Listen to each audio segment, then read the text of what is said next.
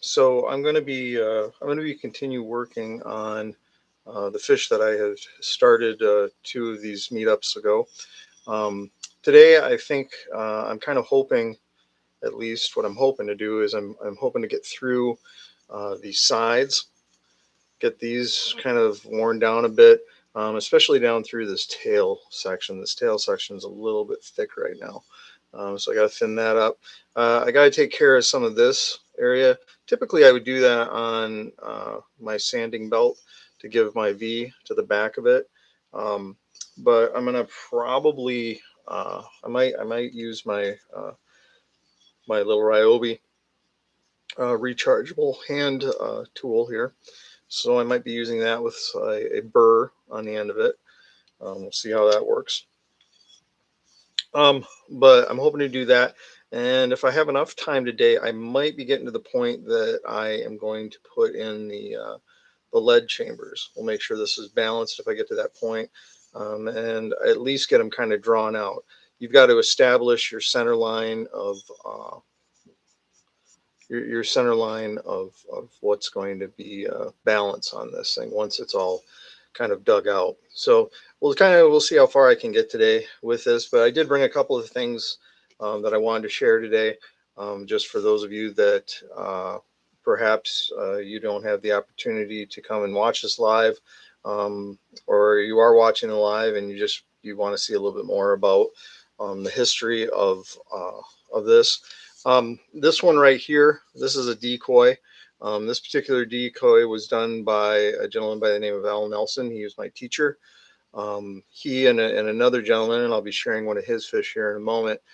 They were the first people to kind of help me to get started in this. But I've mentioned it before, and you can kind of see me doing it. I do it a little bit differently than Al does, but you can see I'm putting that lip on. I'm actually defining it a little bit more than he does. He does put some definition in it. He does that with a like a rasp down through there. And then he paints in that black to give it that Oscar Peterson mustache look. But this is one of Al's. This is one of mine.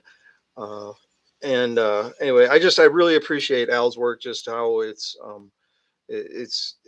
very folk art in style, and I like his control of the paints. So he does a beautiful job of doing this work. But you can see, as far as it being a Cadillac style, you can make out, if you look, I'm hoping, you can kind of see that there's a lead cavity right here. And then there's another lead cavity back here around this area for these back fins.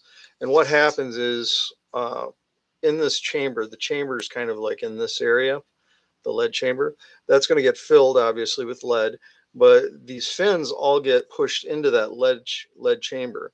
And there's a couple different ways of actually kind of locking these in before you put the lead in. And I'll be teaching you guys that later.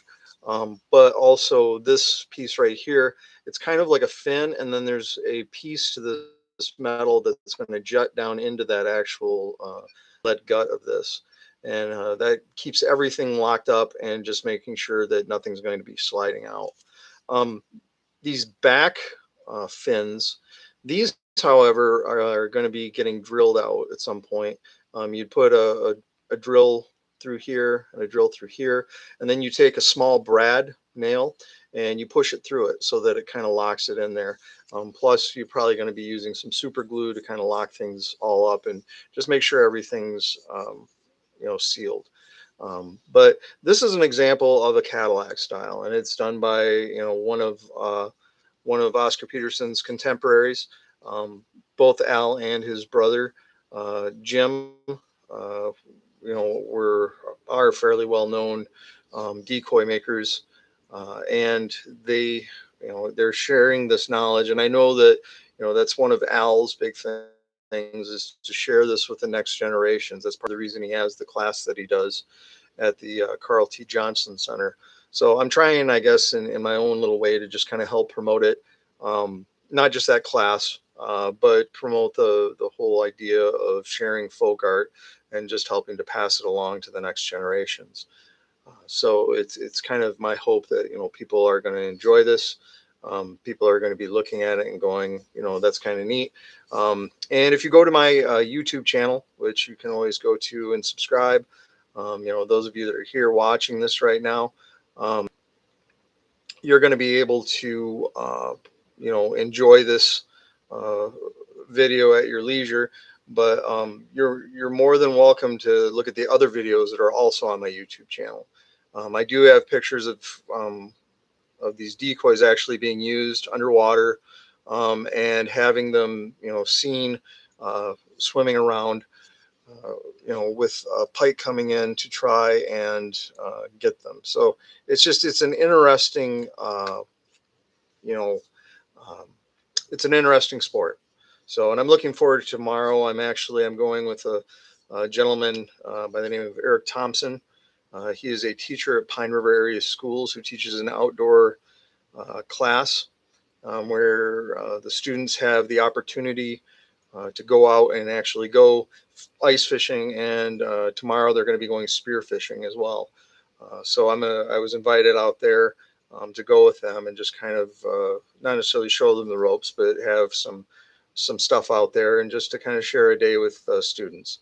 I taught next to Eric for, I don't know, 10, 15 years. We were next door neighbors. So really enjoy Eric a great deal, and what he does for those kids at Pine River. So I'm hoping that they appreciate everything that he does for them, because it's kind of an interesting class that he's able to teach them.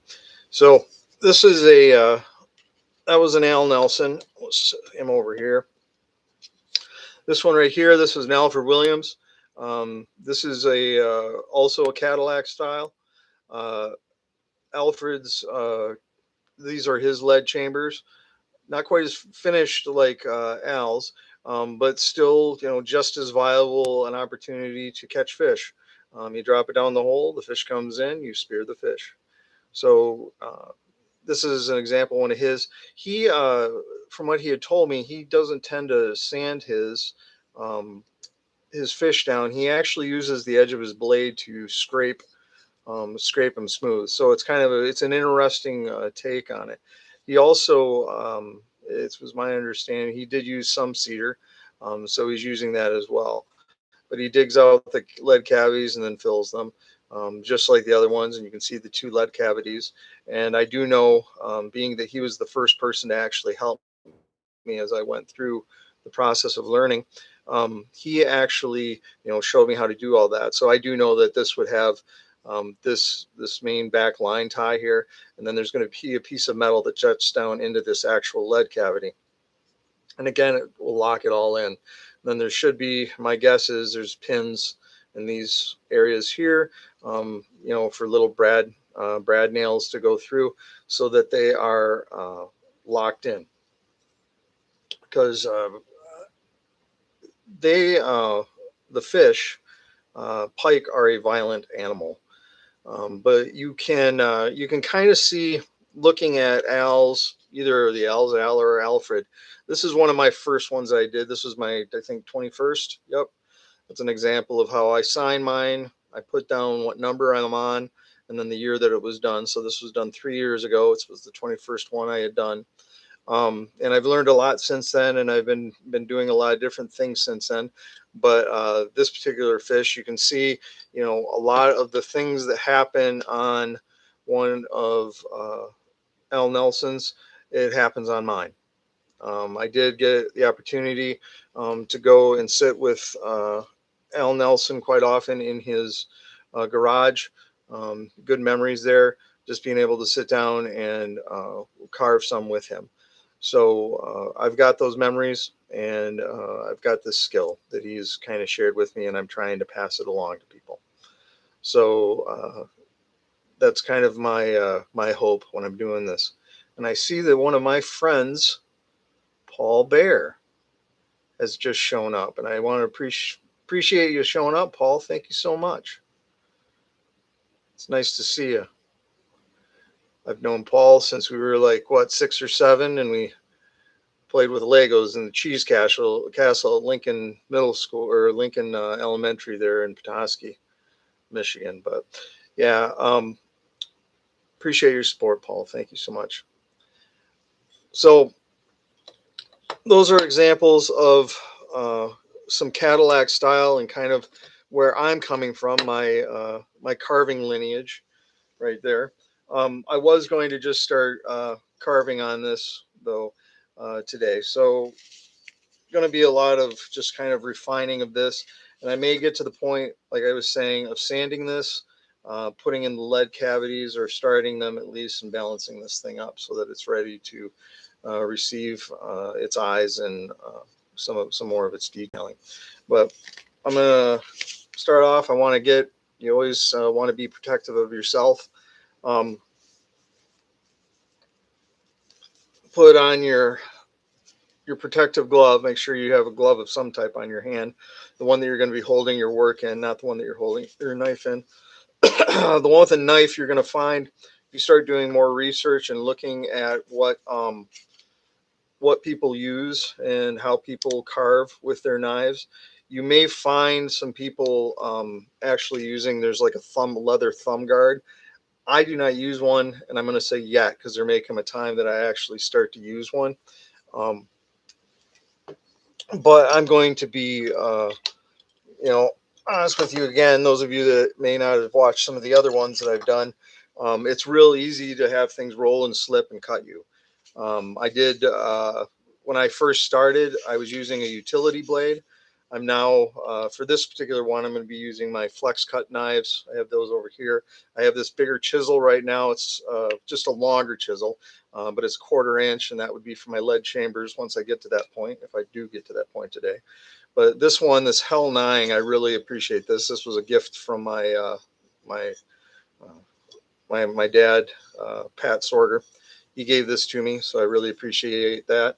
Um, but I'm gonna just start, I guess, sharpening. This was a knife from Scott Benson. He's also a real good friend of mine.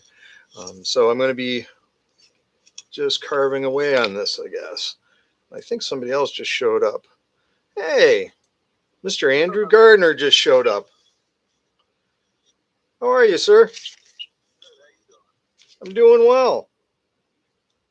Did, did, did I see you just got onto the cover of what is it, Bass of magazine, right? Yeah. Congratulations, man. That's awesome.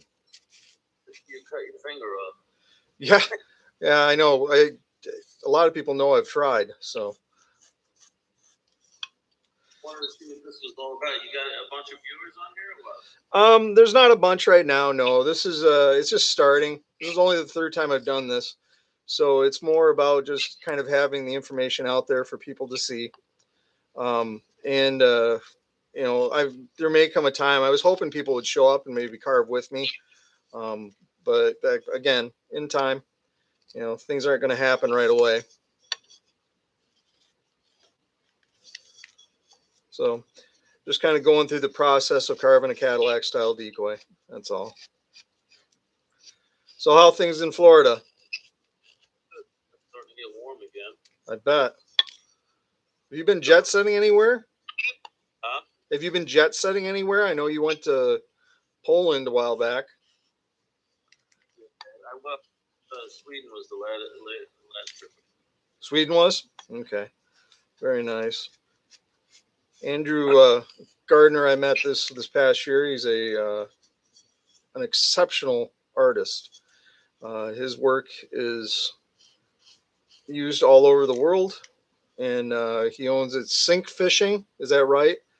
SYNCH. Yeah, you pronounced it. Sink, huh? Yeah, that's good. Okay, and then Malosh, right? Yep. Yeah. But he's just an exceptional artist. He's been carving his entire life, and just real impressed with his work. Thanks for showing up. I appreciate it, man. For the next show,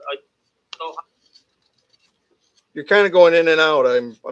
You're breaking up a little bit on me, Andrew. Me now? Yeah, I can hear you. Are you going to the Ohio show or sending anything there? I am not. Nope, I have not. Not yet. Nope. Do you have a bunch of stuff going? No, I've never. show. Yeah. Yeah. Yeah, I just had Jersey just told me about it a couple weeks ago, but no, I'm not going to be able to enter anything at this time.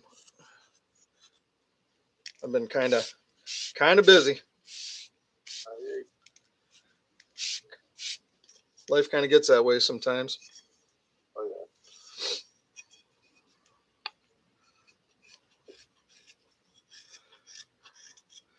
That was it a clown that I saw you just got done working on?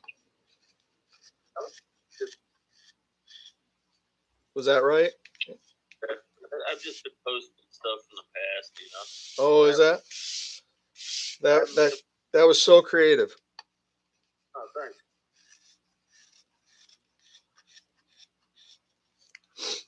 So creative. Are you one of those knives you made? This one? No, this is not one of my knives that I've made. This one is actually a Hell Oh, from Norway. It's a Hell 9. Um, the I talked about the first one I did. It's just it has an interesting handle on it.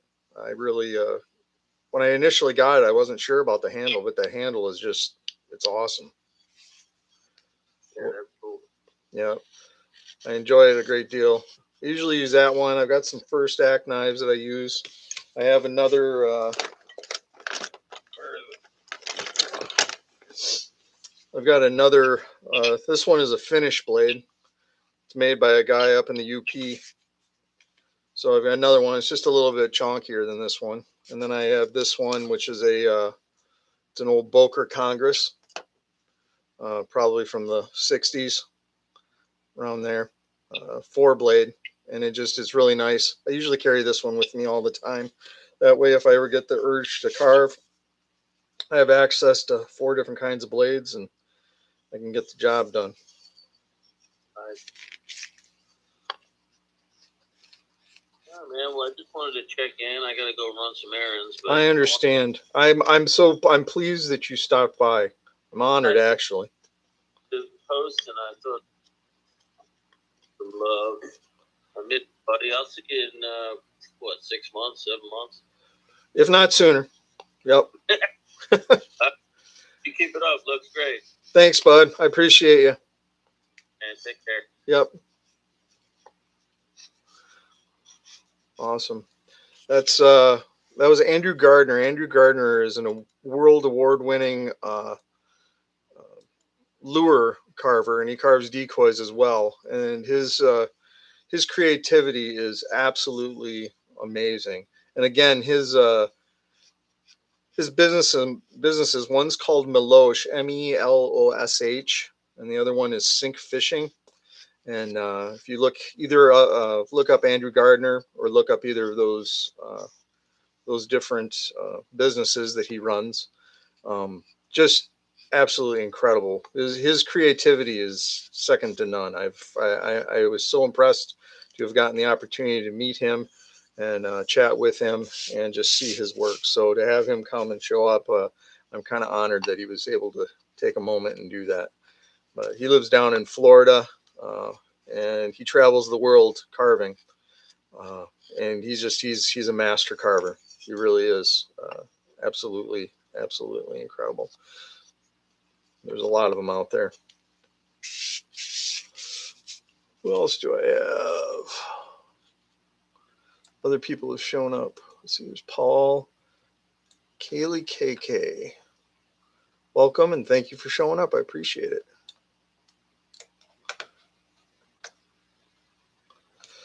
Oh, for the knife, you're wondering what kind of knife? The knife is a Hell 9, HELLE, and then this particular type of knife is called a Nying, NYING, and it's from Norway.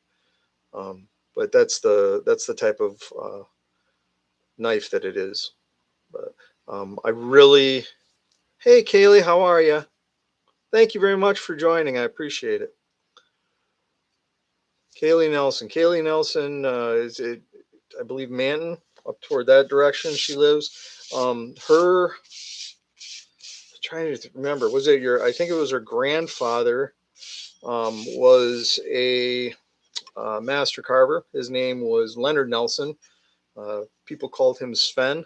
Am I correct on that one, Kaylee? I think I am. Um, no relation to the Nelsons down here in Cadillac, but still, I really love his work. In the video that I posted today, that I did for the second in the series that I'm doing on carving decoys for oh, great uncle. It was her great uncle. Okay, perfect. Thank you, Kaylee. I appreciate that. But in that video I did today, he is he was a great artist. I appreciated how closely and attentive he was to the lessons that Oscar Peterson was teaching when he was doing his fish. So it's nice to to have some of his work and be able to see it. So I know Kaylee, you appreciate it too, because I know you've kind of done a kind of a team project with him of sorts. You had some of his old work that you were able to paint for one of the contests that we were in. I remember seeing that. It was lovely.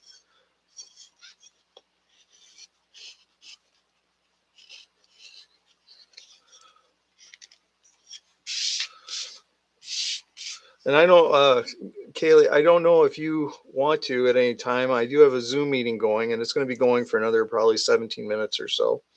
But if you ever have questions or something like that, anyone, you can join that Zoom meeting. Um, and that is actually the address for that is on my Facebook page, posted up at the top. It's pinned to it. But you could join that too, and you can share your videos, or you can share information, or you can show and tell on that. Whereas it's kind of hard. Yeah, he gave you a bunch of unfinished fish before passing. That's awesome. What a gift. An absolute gift.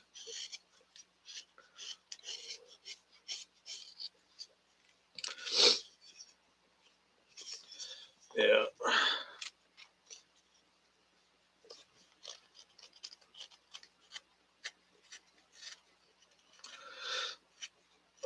I had seen, I think I saw Kaylee had been doing a bunch. She's a volunteer firefighter as well, I believe. And I saw a bunch of images of her doing things in a wildfire, or at least practicing. It was pretty interesting to see.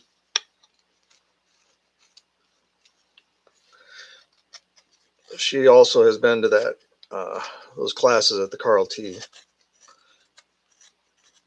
with people like Al Nelson and Alfred Williams and Bob Vuisi and Jim Anderson.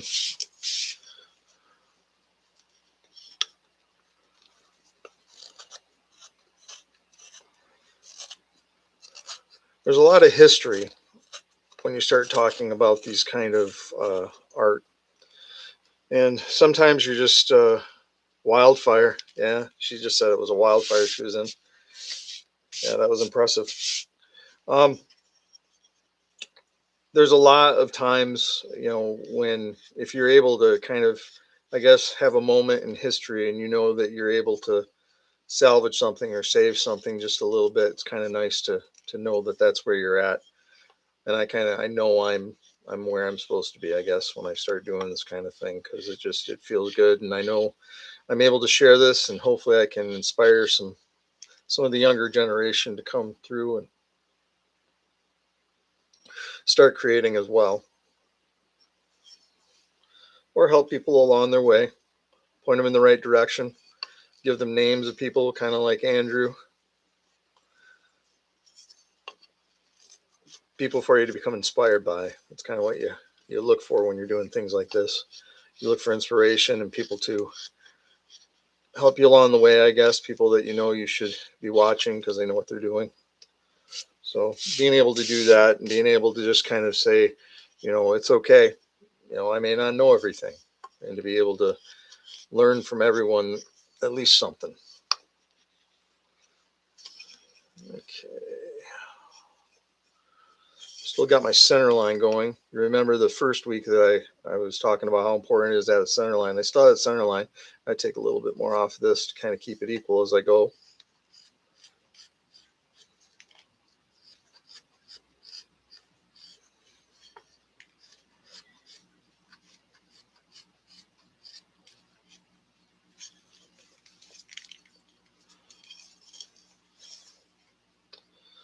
Still some more right in through here.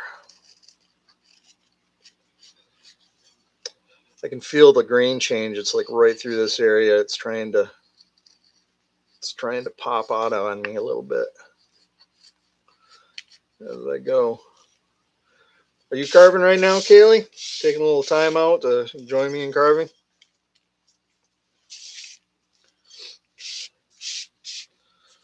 Yeah, last week the Reegs were here. Al and Deb were here. That was nice. Al's a huge proponent and supporter uh, of carving and decoy making. He started the Great Lakes Decoy Association, Fish Decoy Association, LIFTA. But he does some great work too. And if you get a chance to watch the video I posted today, I did kind of did a shout out to him as well. And his wife, Deb. So it's a fairly supportive and tight-knit community for the most part. And, you can kind of look at it and choose the people you want to be around. Oh, start slacking. That's okay. You do everything at your own time and your own pace. Feel like you're getting forced a lot of times. It just becomes kind of a chore instead of something you want to do.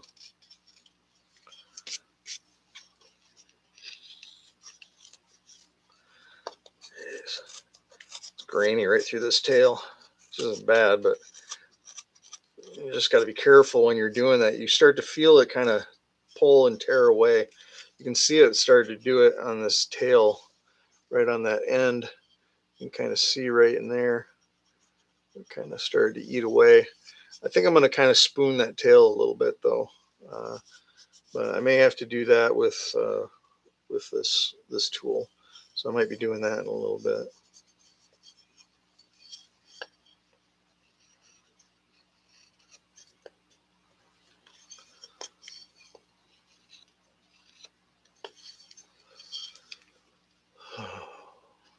Really looking forward to going out spearing tomorrow. That'll be nice.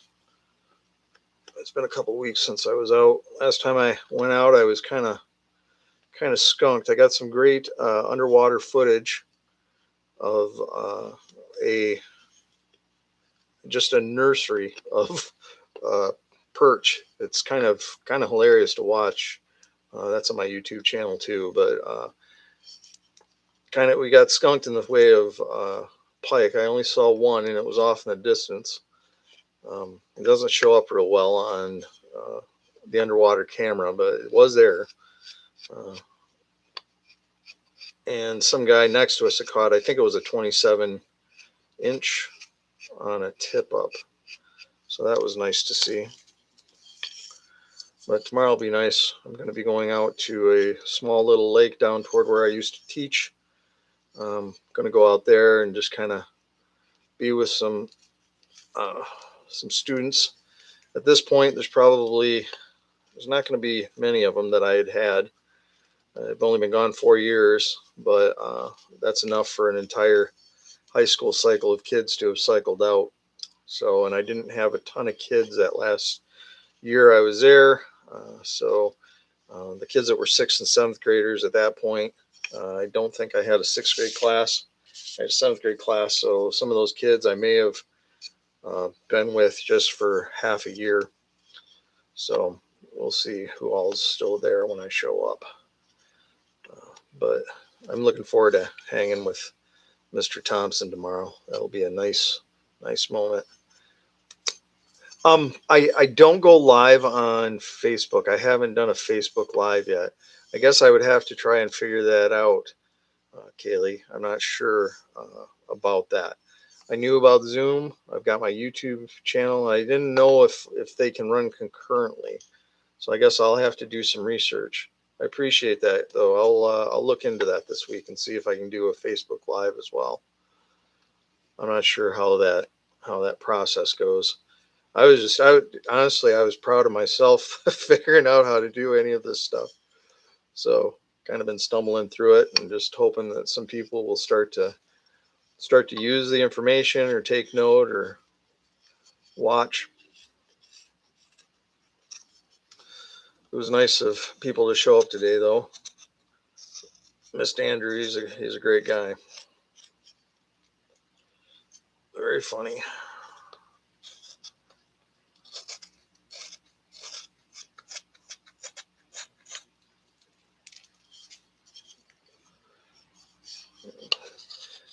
I've got to thin up this bottom. This area is a little bit thick right through there. You can see I've taken down quite a bit of that thickness that's in there. I got to remove more right through this area right here.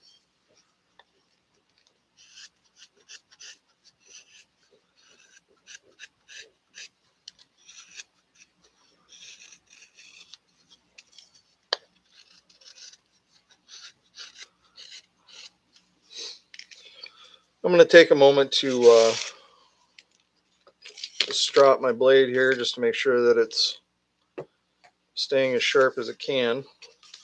So I'm taking this. Those of you who've watched this before, this is my little stropping block that I made. I've got this one side that's rough leather.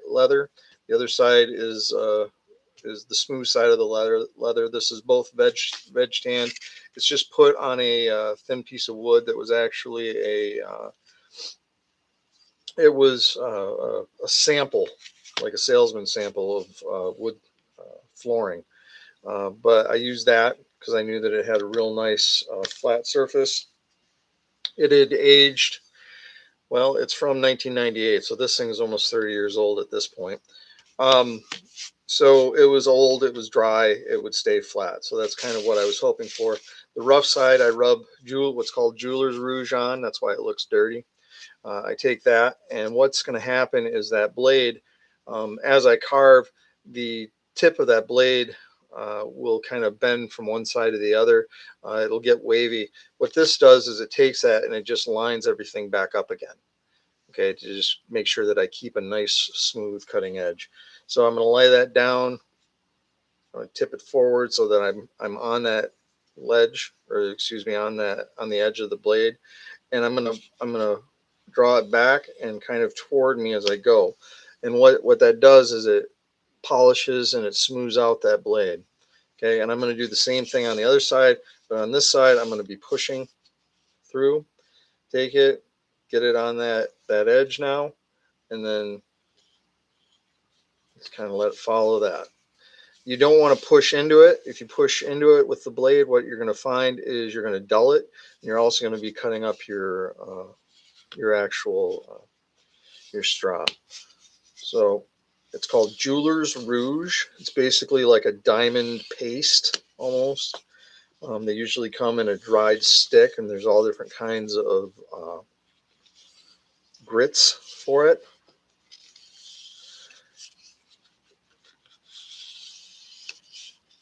And I'm using these plastic pieces that I put on, these rubber, they're like rubber bumpers. I use that to hold on just to kind of lock it down so that it's safe. So I'll do that. So I know that I've got a good edge back on it. I'm going to flip it around, and this is the last little bit.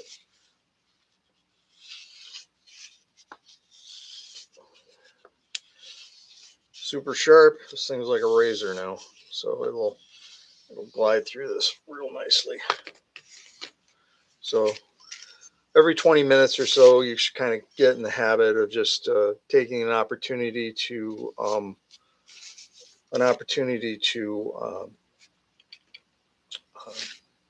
sharpen your stuff, just to keep all of your tools in good working order.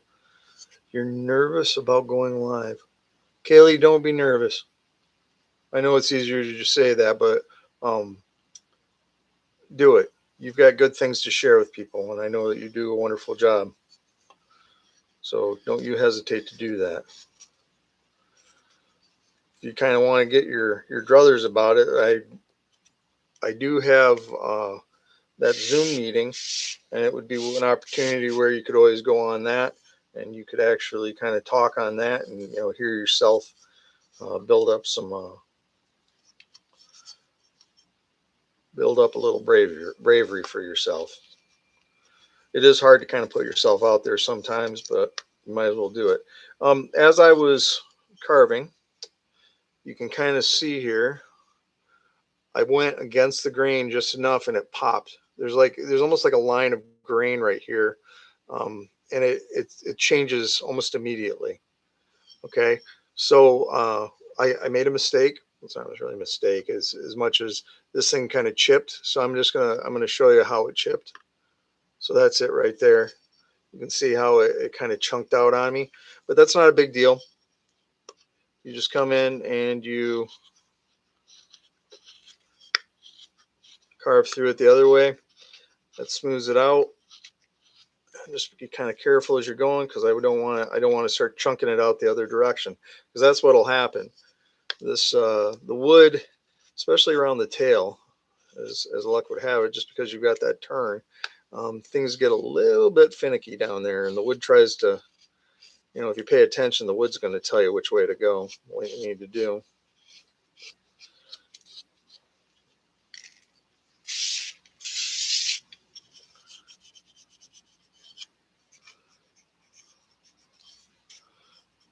Okay. I was going to try a little bit of a different tail. Typically, the tails I do, let me see here, kind of show you one of these. Typically, the tails I do, they're kind of straight. This one I'm going to try, and I'm going to cup a little bit. And that's after there's a gentleman, he was out of Mount Clemens back in like the 1920s, early 1900s.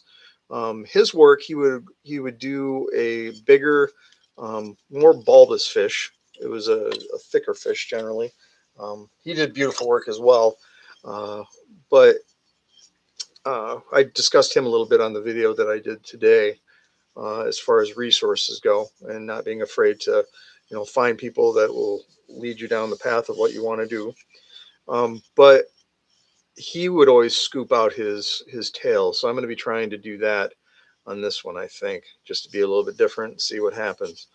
Um, a lot of times, if the carver typically, um, some of these people, not everyone that carves actually spears,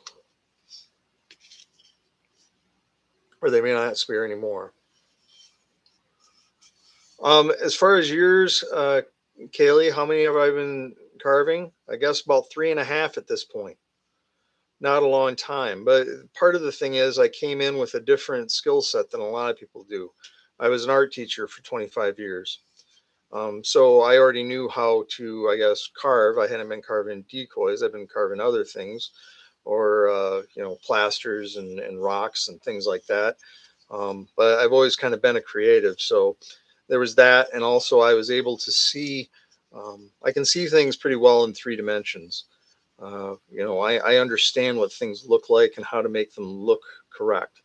So that has helped me a great deal, to kind of, I'm not going to say necessarily excel at this, but it has helped me to be able to, um, work at a level that might take some people a little bit longer to get to.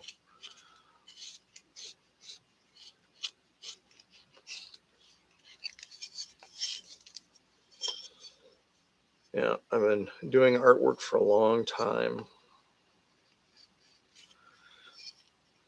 Mentioned before, I have stuff in Ripley's Believe It or Not, some of my artwork, and I was part of Art Prize 3 times. So I've been doing a lot of things for a long while at this point. It startles me on occasion, uh, when I started seeing things, and I'm like, wow, that was 11 years ago. I just posted a picture that was, geez, I want to say it was from 15 years ago. It seems like I did it yesterday. So, there's a lot of oddities as you get older, how the time kind of warps for you, and just what you're seeing and what's happening in your world. Just keep working at it.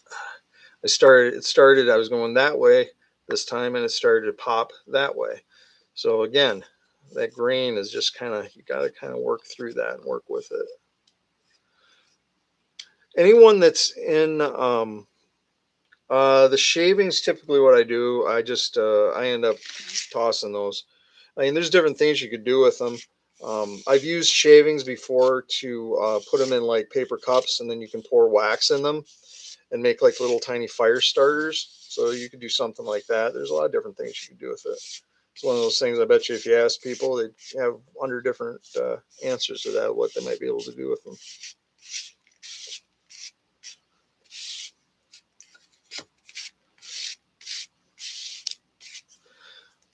But yeah, a lot of shavings. If I'm when I work up at the cemetery and I'm on my breaks and carving, a lot of times I just leave them on the floor, and then at a future time I'll go through and I'll blow them all out. So they probably become squirrel nesting. I'm guessing up there we have a lot of squirrels up at the cemetery. So I'm kind of guessing that's what's going to happen up there.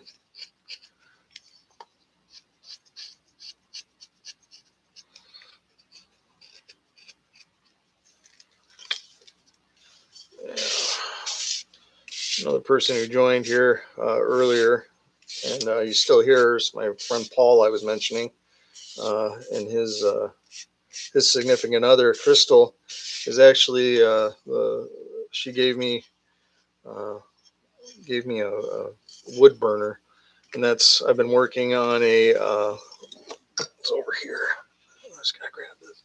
I've been working on uh, a barracuda. So this is a barracuda, but you can see this is not going to be kind of a smoothie. This is one of those rough ones. This one's smooth. So there's a difference between them. The any texturing that there looks like might be happening on this one is done just through paint. This one actually has that's all just wood burn scales, and like these fins on the side, they have a really pronounced fin on the side. These barracuda do. And then I'm going to also be putting, I don't know if you can make them out here, but there's a pencil mark here. So I'll be putting those in as well at some point. And I'll probably do that on video just so that we can see how to use the vibratory tool to actually cut those. I was using, oh, by the way, if anyone is on the Zoom meeting, that is about to end, which is fine. If you come over to my my YouTube live, you'll be able to continue watching what's going on. So just kind of as a suggestion, if this is something you want to continue to watch, but using a vibratory tool to get this. I have begun a lot of times the people at Carl T, when they're digging out those lead chambers, they're actually using just one of these to dig those out. I personally have gotten a drill press, and I have been using a drill press to kind of chunk out those areas. And I may still do that just because it's kind of dangerous for me to bleed anywhere. I've been on warfare for numerous years at this point. But I don't want to harm myself. So I might drill out, and then I'll use this to chip away at the lead chambers. But that's going to be happening with this guy too. They all get lead. Otherwise, it's just a decorative fish, which I've got some of those as well that I've done. Maybe I'll set those aside for next week. I can share those. I can do my little sharing show and tell. Kind of hoping at some point people are going to be joining and doing that with me. So I'd love to see what other people are doing, what they're up to, and how they're doing. So.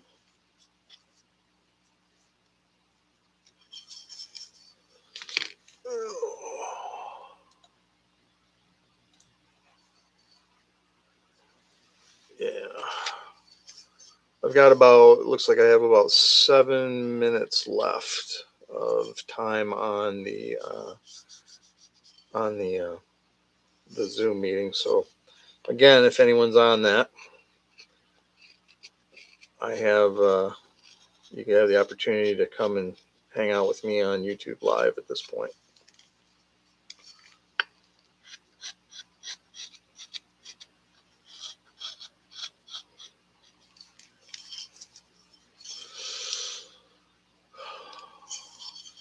I'm gonna nick this chin a little bit right in this area. I think I'm gonna kind of put a little bit of an angle to it down there, just a little. Come down here. I've got a nice line across there. I'm using the flattened edge of that blade. I'm gonna just kind of push through and see what we get.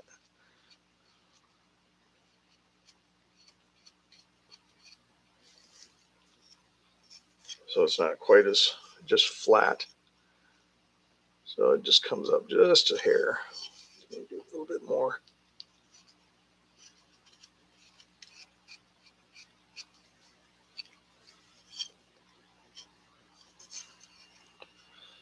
Okay. It's looking okay. I don't really like the way this back looks right through here. It looks a little odd to me. I'm going to take that down a bit, and I may take that in just a little bit more. The belly may have ended too quickly. So I'm going to cut off some here and some here, and we'll see what we get.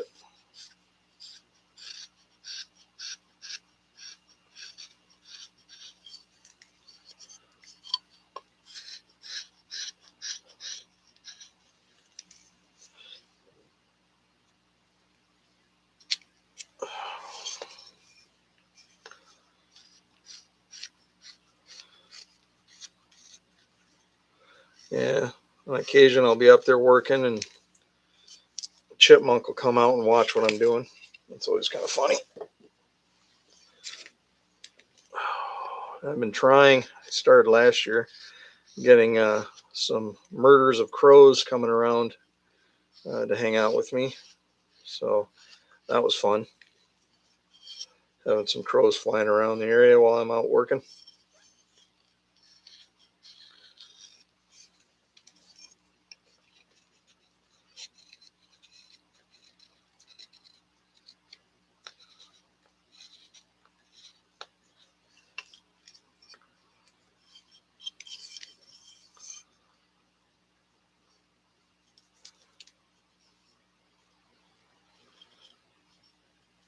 Kelly, hello, hon. My wife just joined. Thanks for showing up. Um, I am going to take a little bit more off. I think, like it needs to come down about that much. I think.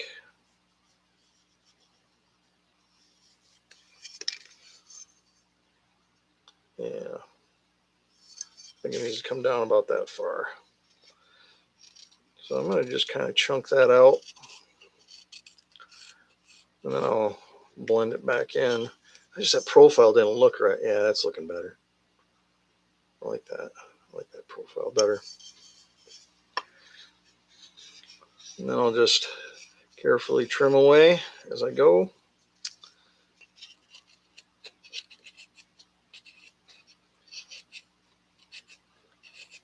Kind of glad you guys don't see me. I'm one of those people that when I'm thinking real hard or doing work, I stick my tongue out.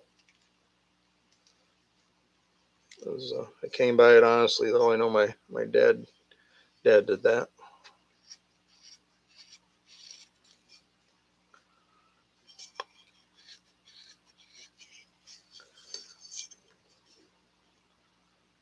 Yeah, I like the way that looks better. I still think that needs to maybe, I don't know. I almost think it needs to just kind of smooth off just a little bit, just right like that. Let's see what I can do. Just go side to side. Take your time. No need to be in a rush with this stuff.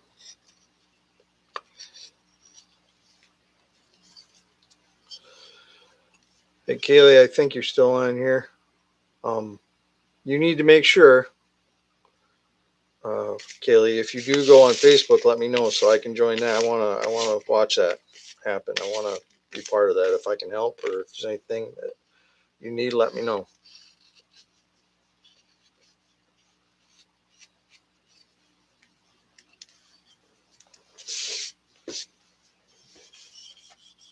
Again, we're about a minute and 30 seconds out from the Zoom ending.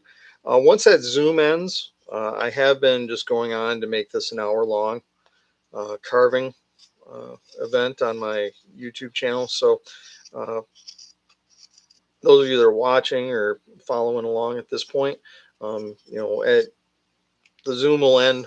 This isn't going to. This will go on for another 20 minutes or so. Well, maybe not 20 minutes. 6:53. Another 7 minutes or so. Interesting.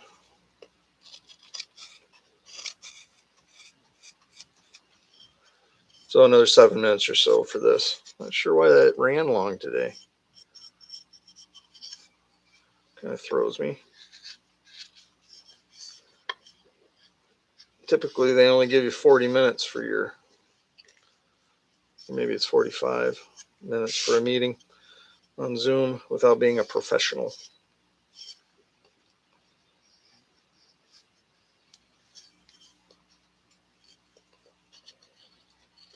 I got to be ever so careful right here because it's trying to chunk out again. Right here. You can kind of, if I bring this along, it's stopping right there. It's right where the grain changes. Ever so careful. Again, the wood kind of tells you where you're supposed to cut. You can see down through here, it's kind of, oh, just ended. I gotta give them a thumbs up. Right through this area right here, it still looks like it's a little thick. So I'm gonna be carving some of that out.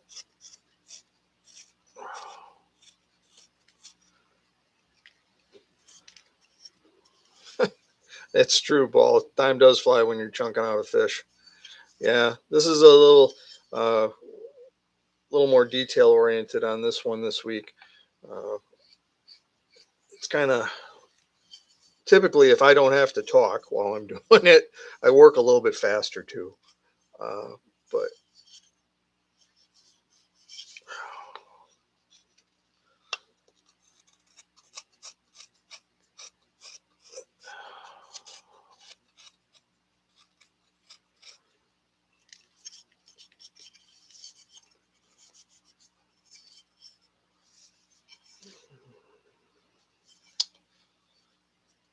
I need to take a little bit more off of this side right in here.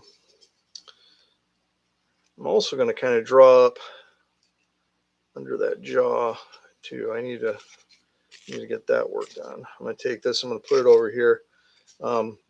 Everything's so close right here. Typically I would put my sheath on that. But again, kind of working, have my blades out, and I know that I'm the only one here, so I'm the only one that has to go. Oh, here's another little tidbit. If a knife is ever going to start rolling and falling off the table, it's okay, just let it go. You can buy another knife if it lands on the tip, or you can reprofile it, but having a blade fly through your hand as you drop it's not a good thing.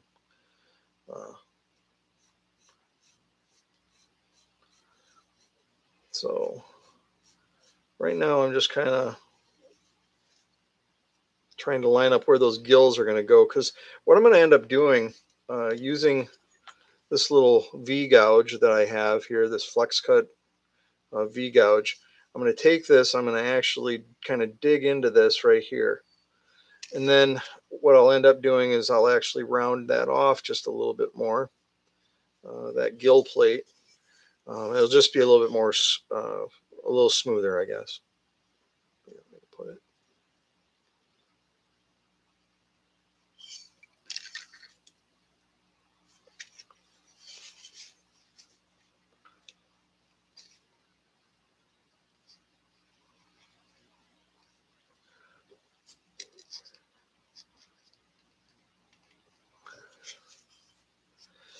You always want to be in control of the blade.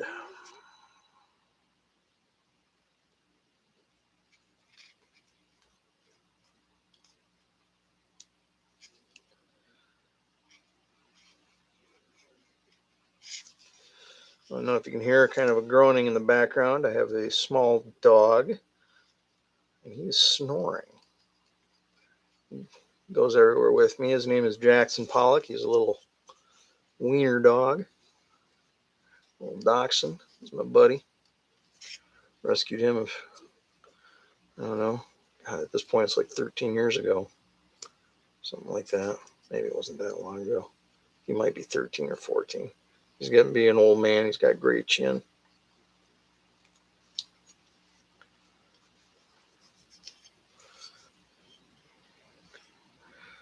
There, that's kind of a good. You can kind of see that you can see how that's starting to look. And I'm just taking little tiny pieces off as I go. There we go. Having problems getting it to bite. Okay, there we go. You hate when you're carving. I don't like when I actually chip a piece of wood that I didn't want to remove. You know, Kaylee, I agree with you. When I'm carving and I chip something, that does bug me. The nice thing is, though, I do know that at the end of the day, it's wood and that I have enough skills and ideas in my back pocket that I'm going to be able to fix that problem. You know, whatever it may be. You know, you snap off the tail, uh, glue it back together. And once you glue it back together, if you drill, you know, holes through it going this direction, you can actually take toothpicks and slide the toothpicks in it to reinforce everything. It will be as strong as it was, actually probably stronger than it was before. So, you know, when things happen, which they're going to happen, you know, just take your time, take a deep breath, and go, I can fix that problem.